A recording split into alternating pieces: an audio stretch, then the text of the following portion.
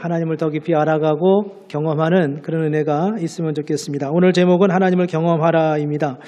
우리가 지금까지 계속해서 산상수훈을 함께 보고 있습니다.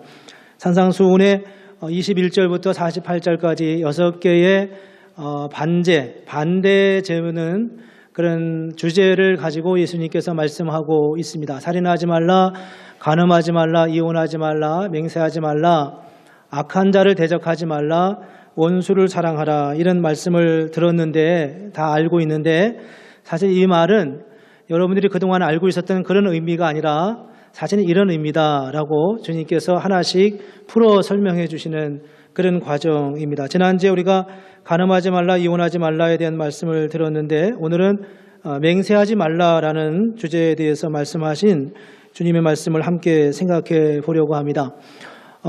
늘 반복되긴 하지만 우리가 이 산상수훈은 성경 자체가 다 쉽지는 않죠. 그러나 산상수훈은 더 우리에게 좀 어렵게 여겨지고 또 많은 경우는 잘못 이해되어져 가는 경우가 참 많이 있다고 생각합니다. 물론 그렇다고 해서 설교하는 저는 또 성경을 산상수훈을 온전하게 이해하냐, 물론 늘 조심스럽고 늘 부족하지만 우리가 산상수훈을 새롭게 이해해 가고 말씀을 나누면서 그 산상수훈에서 우리가 쉽게 그 의미를 놓치기 쉬운 이유 중에 하나는 맥락을 잃어버리기 때문이라고 생각합니다. 이게 처음에 어떻게 시작이 된 말씀이고 누구를 향하여 주시는 말씀이고 왜 지금 그런 말씀을 하시는지에 대해서, 그것은 성경 전체적인 맥락 속에서 어떻게 맞는지에 대해서 눈여겨 깊이 귀 기울이지 않으면 산상수훈은 굉장히 율법적 카테고리로 이해하기가 참 쉬운 그런 말씀이라고 생각합니다. 그래서 많은 사람들이 산상수훈을 보면서 이 땅에서는 지키기 어려운 율법이었다, 그렇게 정의하는 사람도 실제로 많이 있었습니다. 우리가 잘 알다시피 산상수훈은 어떤 상황에서 하신 말씀이냐 하면, 산상수훈은 5장 바로 앞에 4장 제일 마지막에 23절부터 25절을 보면 거기 예수님께서 이 유대 지역과 사마리아 그리고 갈릴리 또 심지어는 데가볼리라고 하는 이방 지역까지 다니시면서 복음을 전하시고 거기서 귀신 들린 자를 고치시고 또 중풍병자를 고치시고 또 뭐 안진뱅이를 고치시고 많은 치유와 말씀을 전하는 그런 사역을 하시고 난 다음에 어디선가 한 산 중턱에 오르셔서 산에서 그 많은 무리들 중에, 물론 다는 아니겠죠, 그러나 그 중에 상당히 많은 사람의 무리들이 예수님에게 몰려왔을 때 그들을 향하여서 지금 말씀을 전하고 있는 것이 바로 산상수훈입니다. 그 산상수훈을 전하면서 제일 처음에 제 일성이 이런 말씀이잖아요. 심령이 가난한 자는 복이 있나니 천국이 저희 것임이라 라고 말할 때 우리는 좀 혼동스럽습니다. 심령이 가난한 게 왜 복이 있어? 이렇게 생각하잖아요. 그렇죠? 그리고 애통하는 자는 복이 있나니 저희가 위로를 받을 것이다 라고 말하고 있습니다. 애통하는 자가 도대체 왜 복이 있어? 우리는 이런 질문을 하면서 애써 그 의미를 설명해 보려고 참 많이 애를 씁니다. 그런데 지금 말씀드렸듯이 유대의 그 팔레스타인의 그 고대 시대에 많은 사람들이 힘들고 어렵게 살고 질병 가운데 걸려서 평생을 그 질병을 부둥켜 앓고 살아갔던 그런 사람들이 예수님을 만나면서 치유를 얻고 회복을 얻고 삶의 새로운 소망을 얻었습니다. 굉장히 힘들고 어려웠던 삶 가운데 주님을 만나면서 삶의 회복을 얻고 또 나는 치유를 얻었지만 내 형제가 여전히 그 질병 가운데 있고, 나는 치유를 얻었지만 내 부모님은 여전히 그 질병 가운데 있고, 이런 여전히 어려운 삶의 문제 이슈들이 그들의 삶 속에 있는데 예수님을 따라갔더니만 예수님이 그렇게 말씀하시는 거예요. 심령이 가난한 자는 복이 있다. 애통하는 자는 복이 있다. 온유한 자는 복이 있다. 의에 줄이고 무모하는 자는 복이 있다. 이렇게 말씀하시는 거예요. 여러분들이 흔히 말하는 그 복이 없다고 생각하는, 불행하다고 생각했던 그런 이슈들이 사실은 복이 있는 사람이다. 이렇게 말씀하시는 주님의 말씀을 들으면서 이 무리들은 무슨 생각을 했을까 하는 것입니다. 우리는 심령이 가난한 자는 복이 있다, 애통하는 자는 복이 있다. 그러면 어떻게 애통하는 자가 복이 있어? 그거 어떻게 해석해야 되는 거야?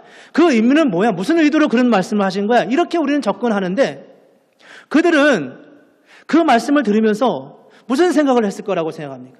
그래 맞아. 어떻게 애통하는 자가 복이 있을까?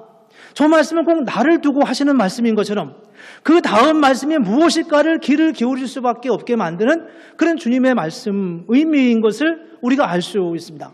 우리는 팔복을 들으면서 흔히 그렇게 질문하죠. 이게 왜 어떻게 복이 있냐고요? 어떻게 의를 위하여 박해를 받는 자가 복이 있냐고요? 이렇게 질문하면서 주님 앞에 따지듯이 나가기가 쉽지만 주님은 그 당시 사람들은 정말 가난하고 힘들고 어렵고 고난받고 박해받고 인생이 뭔가라고 생각하던 그들에게 있어서 이 말씀은 그럼 그 다음 말씀은 뭐지? 그게 어떻게 복이 된다는 말씀이지? 이렇게 귀를 기울일 수밖에 없는 상황으로 팔복을 말씀하고 있는 것을 보여주고 있습니다. 그 다음에 뭐라고 말씀하시나요?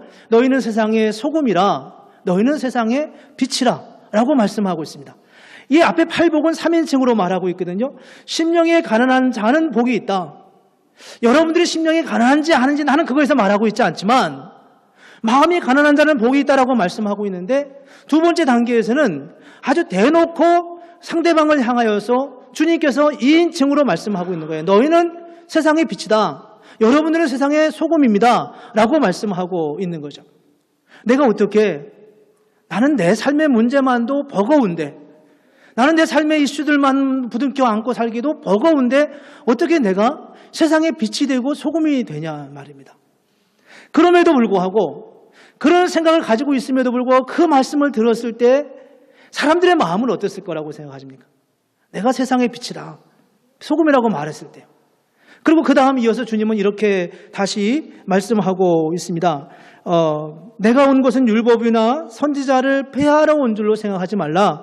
폐하러 온 것이 아니요 완전하게 하려 함이로다.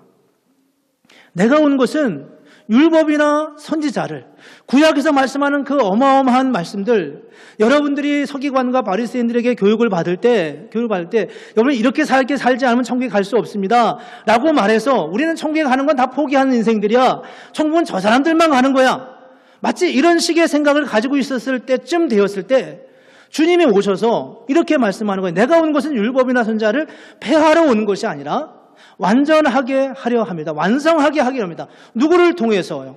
누구를 통해서 그 일을 하신다는 겁니까? 여러분들을 통해서 우리와 함께 그 일들을 나는 이제 이루어가기 위해서 그렇게 한다라고 말씀하고 있습니다.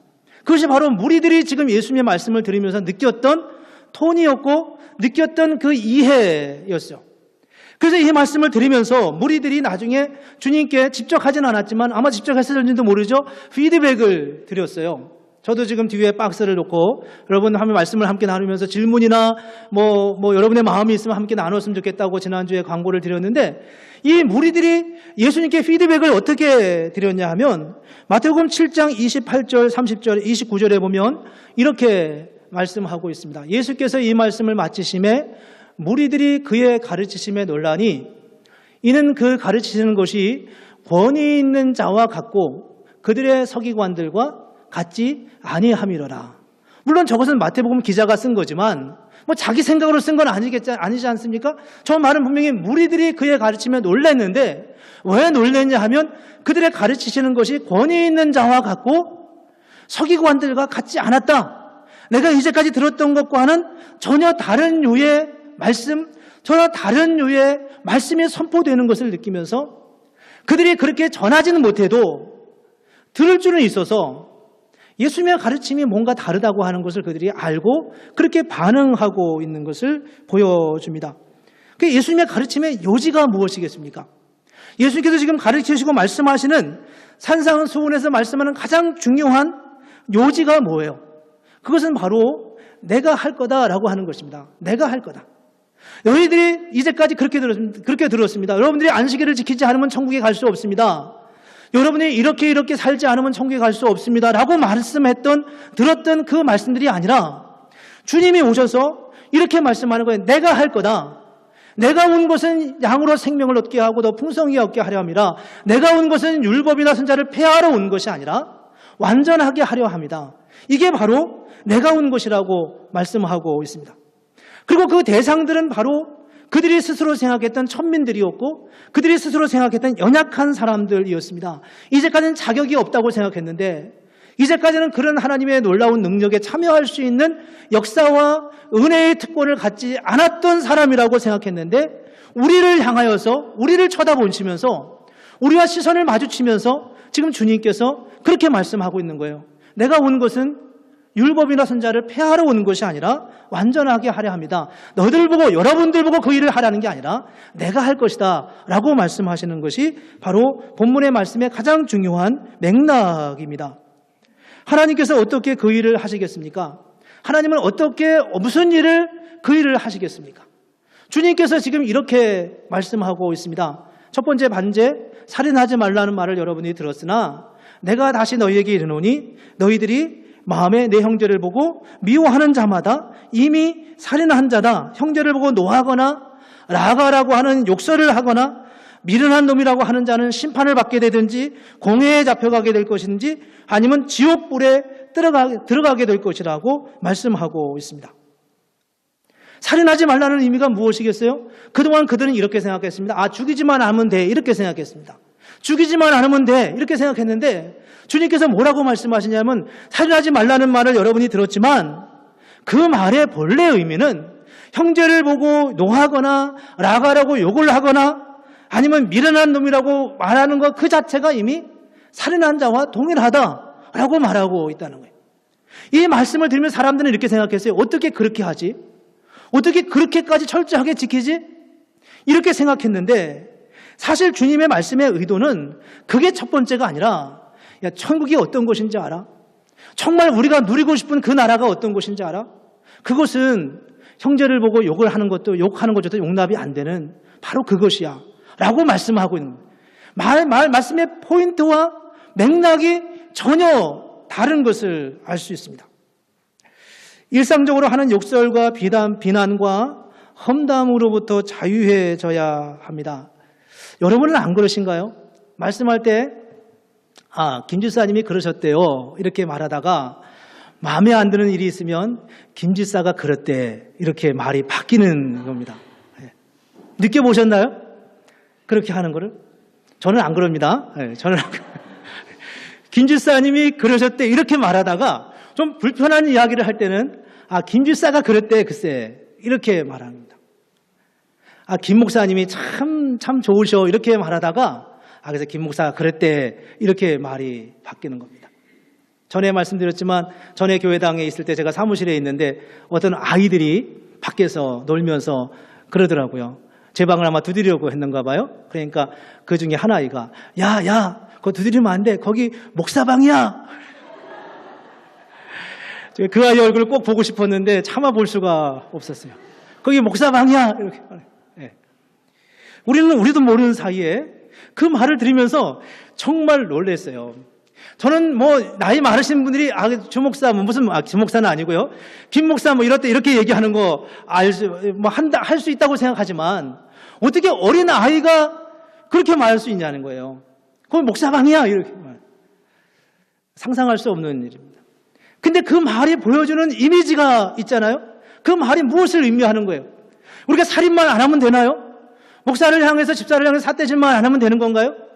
정말 사랑이 무엇이고 정말 믿음의 공동체가 뭐냐라고 하는 질문에서 주님은 이렇게 말씀하고 있습니다. 너희가 형제를 보고 노하거나 라가라고 욕을 하거나 미련한 놈이라고 하는 자는 이미 다 지옥불에 들어가게 될 것이다. 설령 그의 목에 칼을 대지 않아도 그렇게 말하는 사람들은 이미 하나님 나라에 합당한 자가 아니야. 이 말씀을 듣는 사람들은 이미 어떤 모양에서든지 그런 유의 취급을 받았거나 어떤 면에서는 그런 유의 행위를 동일하게 하고 있는 그런 사람들이었습니다. 우리에게 중요한 게 뭐입니까? 우리는 천국이 어떤 곳인지 하나님의 나라가 어떤 곳인지를 먼저 알아야 그 다음에 그 나라를 가든 안 가든 얘기를 할 거 아니겠습니까? 그 나라가 어딘지도 모르면서 그 나라가 어떤 나라인지도 다 왜곡되고 그게 삐뚤어져 있는 그런 하나님 나라에 대한 이해를 가지고 어떻게 그 나라를 갈 수 있냐 없냐라는 이야기를 할 수 있겠습니까? 간음하지 말라 하는 말을 너희가 들었으나 여자를 보고 음욕을 품는 자마다 이미 간음하였다. 어떻게 평생 여자를 보고 음욕을 안 품는 그런 남자가 있겠습니까? 이런 식의 질문을 우리가 던지는 것은 굉장히 불행한 일이 아닐 수 없다는 거예요. 내가 내 아내와 함께 살면서 정말 난 당신을 만난 게 내 인생의 가장 큰 행복이고 당신과 함께 평생을 살 수 있다면 그것이 가장 내게 큰 영광이다. 이렇게 말할 수 있어야 하지 않겠습니까? 옆에 사람하고 한번, 아무나 옆에 사람하고 얘기하면 안 되시겠지만 자기 배우자하고 이야기를 해보십시오. 난 당신을 만난 게 내 인생의 가장 큰 축복이야. 당신만 안 만났으면 내 인생이 폈을 텐데 이렇게 농담으로라도 하지 마시고 정말 하나님의 은혜가 그렇게 여자를 보고 음욕을 품는 자마다 이미 간음하였다.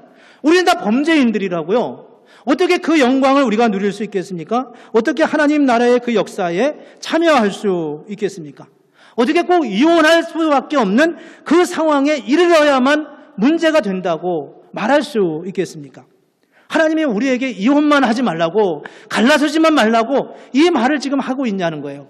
그게 아니라 주님의 마음은 우리의 마음에 우리에게 무슨 의도로 그 말씀을 하시는지에 대해서 깊이 생각해 본, 그분 앞에 서면 물리적으로 우리가 그분 앞에 서 있지 않아도 이 지금 예수님의 말씀을 듣는 무리들과 같은 동일한 심정으로 그 주님 앞에 서면 우리도 모르는 사이에 그 말씀이 무엇을 의미하는지 우리는 능히 짐작하고 알 수 있습니다.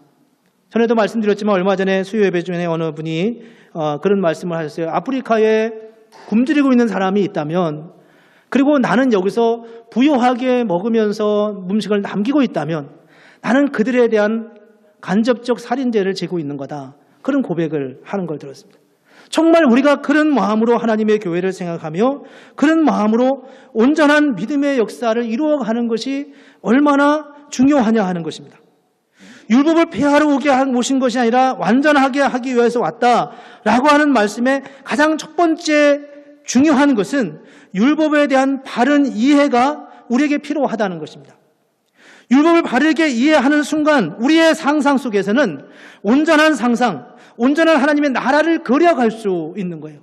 정말 그 나라에 가면 이렇게 살겠구나. 정말 내 인생이 내년이든 1년이 지나면 내가 성숙해져서 그 나라에 이를 만큼은 아니더라도 내 배우자와는 이런 관계에 좀 더 밀착해 되고 내 자녀들과는 좀 이런 관계 속에서 더 아름다워지고 우리 교회는 이런 모습으로 더 아름답게, 더 놀랍게 하나님의 사랑을 나누는